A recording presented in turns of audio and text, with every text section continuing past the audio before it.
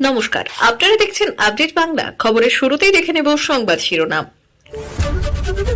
আবাস নিয়ে নয়া নিয়ম আনলেন মমতা, এই কাজ না করলে মিলবে না বাড়ি।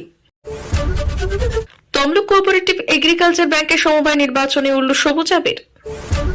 কৃষকদের জন্য বড় ঘোষণা করতে পারে মোদী সরকার।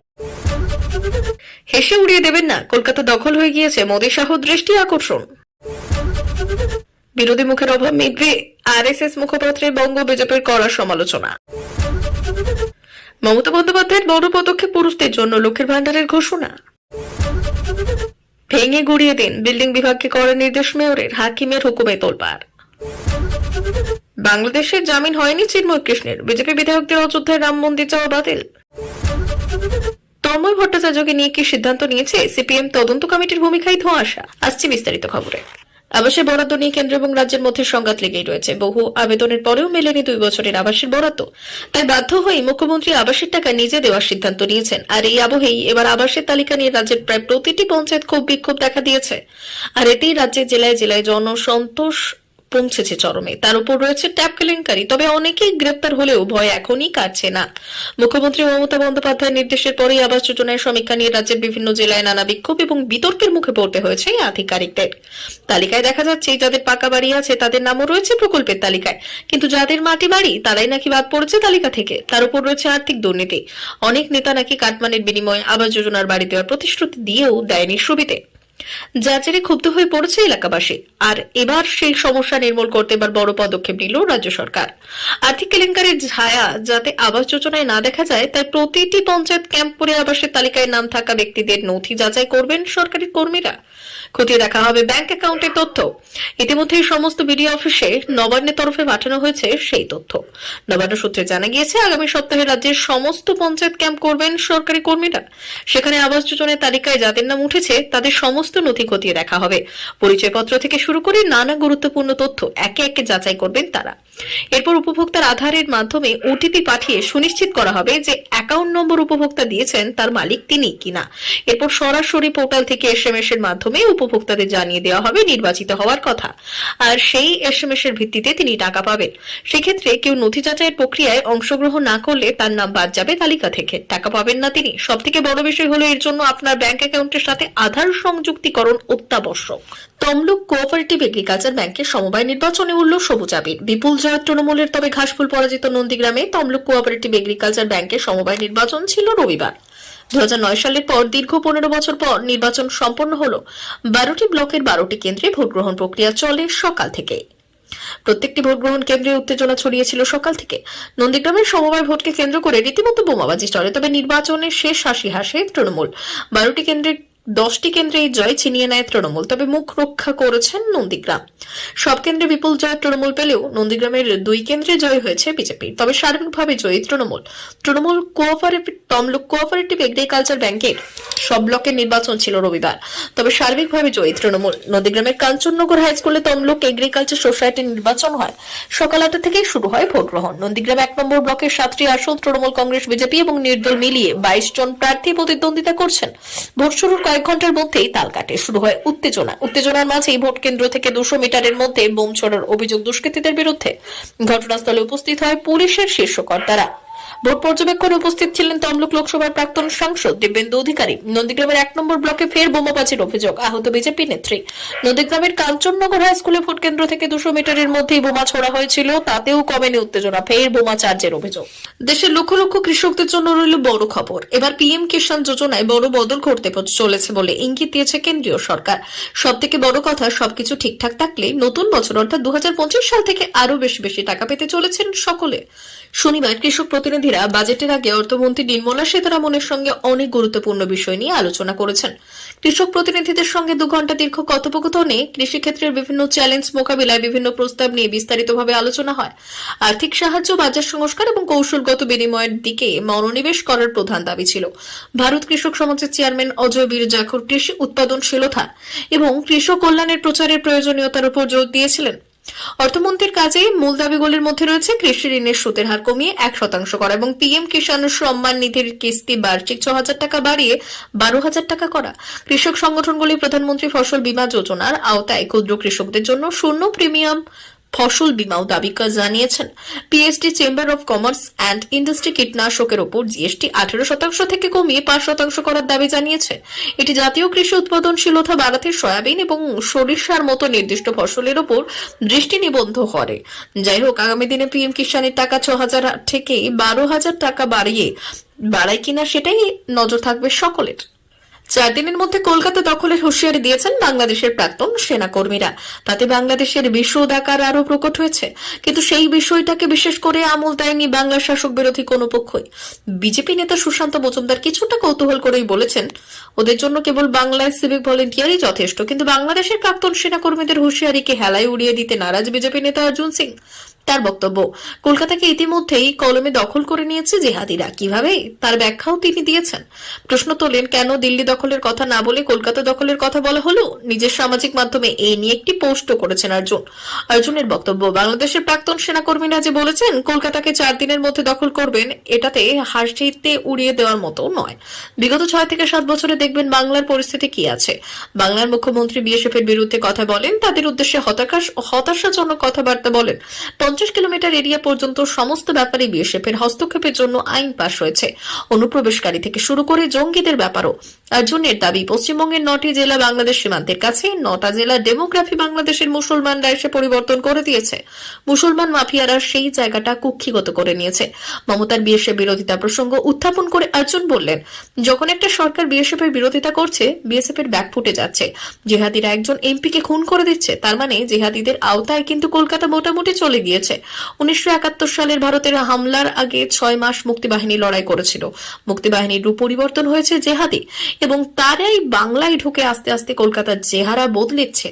রাজ্য পুলিশ বলছে টুপি থাকলেই তাদের কিছু বলা যাবে না। অর্জুন সব বলেছেন, দিল্লি দখল না করে কেবল কলকাতা দখলের কেন কথা বলছেন?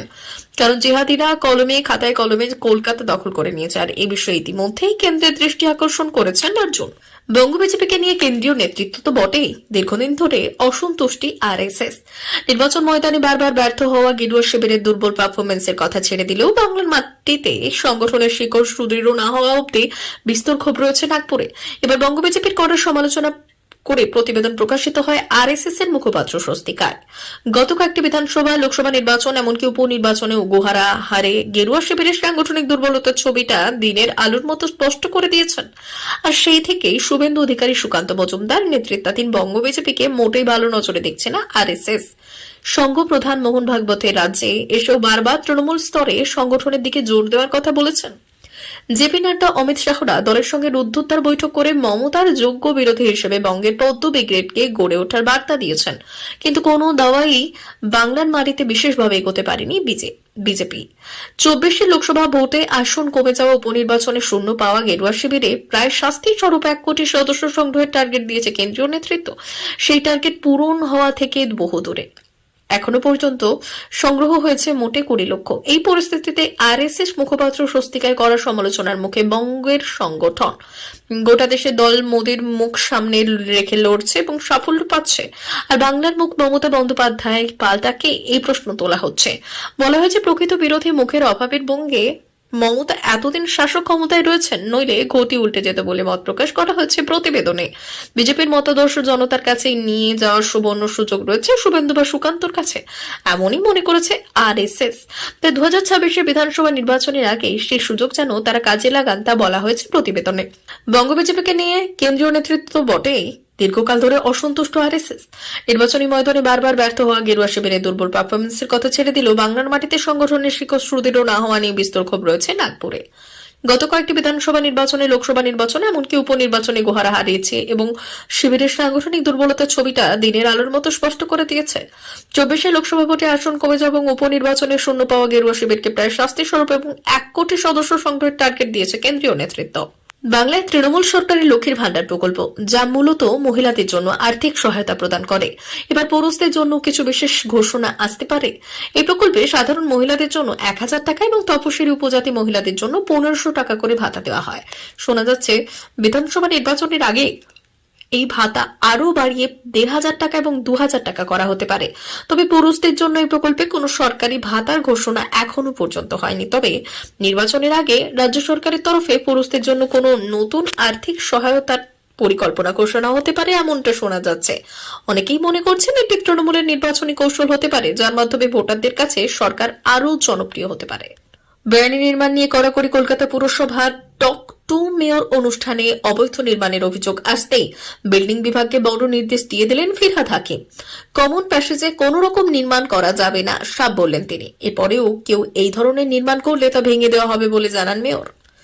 জানা যাচ্ছে এদিন জোকা এলাকার 142 নম্বর ওয়ার্ড থেকে অবৈধ নির্মাণের অভিযোগে ফিরহাদের কাছে ফোন আসে। তিনি জানান কয়েকটি বাড়ির মাঝের কমন প্যাসেজে স্থানীয় একজন জমির মালিক পাঁচিল তুলে দিয়েছেন। দীর্ঘদিন ধরে ওই রাস্তা দিয়ে স্থানীয় মানুষজন যাতায়াত করেন, তবে এখন পাঁচিল তুলে দেওয়ার কারণে তারা সমস্যায় পড়ছেন।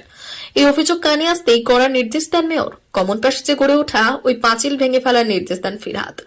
বড় এক্সিকিউটিভ অফিসারকে এই নির্দেশ দেন তিনি। এই প্রসঙ্গে কেএমসির মেয়র বললেন, বহু বছর ধরে ব্যবহৃত কোনো কমন প্যাসেজে নাগরিক অধিকারের মধ্যে পড়ে না, সেটা আর কারোর ব্যক্তিগত সম্পত্তি হতে পারে না। আর সে কারণেই কমন প্যাসেজ বন্ধ করে সেখানে নির্মাণের অনুমতি দেওয়া সম্ভব হয়। বড় অফিসাররা তাই এমন কোনো নির্মাণ করতে বারণ করেছেন।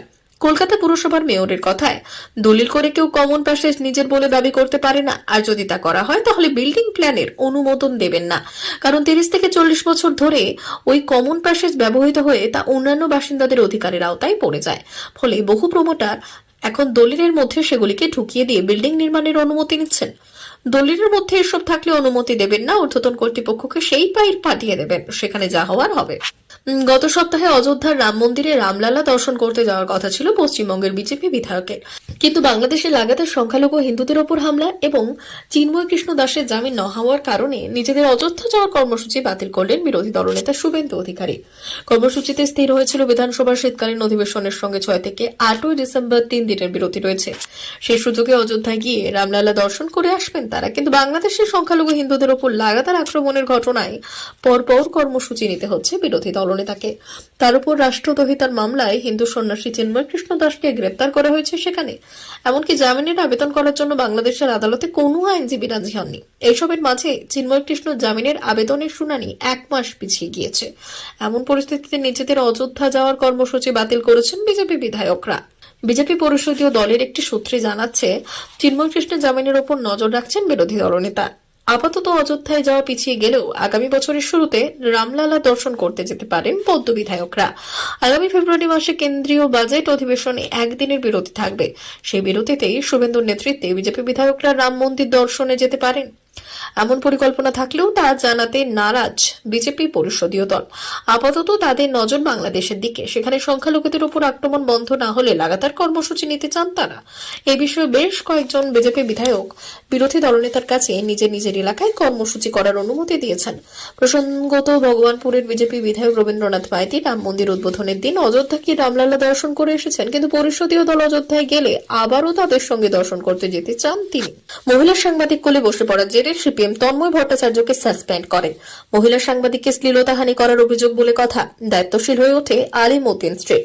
বসে পড়ে অনুসন্ধান কমিটি, কিন্তু প্রায় 2.5 মাস কেটে গেলেও সিপিএম এর সাসপেন্ডেড নেতা তন্ময় ভট্টাচার্য এখন জানতে পারলেন না তিনি দোষী নাকি নির্দোষ। অর্থাৎ এখনো সিপিএম সিদ্ধান্ত নিতে পারল না তন্ময় ভট্টাচার্যের বিষয়ে কোন পথে হাঁটবেন। অনুসন্ধান কমিটি কি থমকে গিয়েছে, উঠছে প্রশ্ন। এই বিষয়টি নিয়ে যদি সিপিএম আরো 1.5 মাস দেরি করে, তাহলে দলের উত্তর 24 পরগনা জেলার সম্মেলনে তন্ময়ের যোগদান এক প্রকার অনিশ্চিত। আর এই 2.5 মাসে তন্ময় ভট্টাচার্য বারবার বরানগর থানা এবং সিপিএম পার্টি অফিসে বারবার গিয়ে জিজ্ঞাসাবাদের সম্মুখীন হয়েছেন, ফলাফল শূন্য। এই আবহে নিজের বাড়িতে সিসি ক্যামেরা লাগিয়ে ফেলেছেন তন্ময় ভট্টাচার্য। জেলা সম্মেলনে তন্ময় ভট্টাচার্য প্রতিনিধি না হতে পারলে রাজ্য সম্মেলনেও থাকতে পারবেন না। সুতরাং তন্ময় ভট্টাচার্য সাসপেন্ড হয়ে এখন দিশেহারা অবস্থায় রয়েছেন। সিপিএম এর অভ্যন্তরীণ তদন্ত কমিটি তাহলে কি কাজ করলো, উঠছে প্রশ্ন। এই কমিটির 3 সদস্য অঞ্জু কৌর, শ্যামলী প্রধান এবং সুমিত দেকে ডেকে পাঠিয়ে জিজ্ঞাসাবাদ করেছিলেন তন্ময় ভট্টাচার্য। প্রিয় দর্শক, এখনকার মতো খবর এই পর্যন্তই। ধন্যবাদ।